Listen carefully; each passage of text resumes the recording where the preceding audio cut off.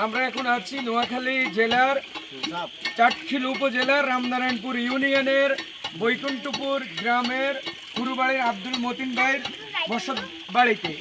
এখানে উনি 5 দিন আগে একটা নতুন কল বসা, তারপর থেকে আসলে কলের পানির থেকেও গ্যাসের পরিমাণ অনেক বেশি, যা আপনারা দেখতেছেন এই ভিডিওর মাধ্যমে যে এই আগুন কিভাবে ছড়াচ্ছে। যখন কল চিবানো হচ্ছে আর গ্যাস লাইট মারা হচ্ছে তখন আসলে এই মিলে আগুন ধাঁধা করে জ্বলছে। না মতিন ভাই, এটা কি সবসময় এরকম হয়? আজকে 3 দিন ধরে এই অবস্থা। ও আচ্ছা, তো আপনি এখন আপনার যে এটা কি নিরাপত্তার অভাব আছে না এখানে? আমরা রাষ্ট্রপক্ষ এবং পেট্রো বাংলাকে অনুরোধ করব এই জিনিসটা অতি শীঘ্রই আপনারা তদন্ত করে দেখবেন, যাতে এদের ছোট বাচ্চা আছে বা বাড়ির মানুষজন আছে, যাতে তাদের নিরাপত্তার কারণে অন্তত এই বিষয়টা একটু আপনারা খতিয়ে দেখবেন এখানে আসলে কি হয়েছে। আমরা তো আসলে গ্রামের মানুষ, আমরা তো অনেক কিছু বুঝি না।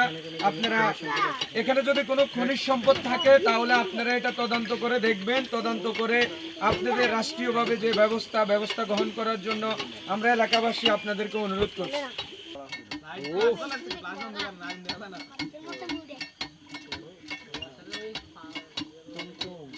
না, এখান থেকে এটা খনি আছে, ওই খনি কেউ ভাই তেলের খনি, কেউ ভাই জোরের খনি, আমরা আইছি গ্যাসের খনি।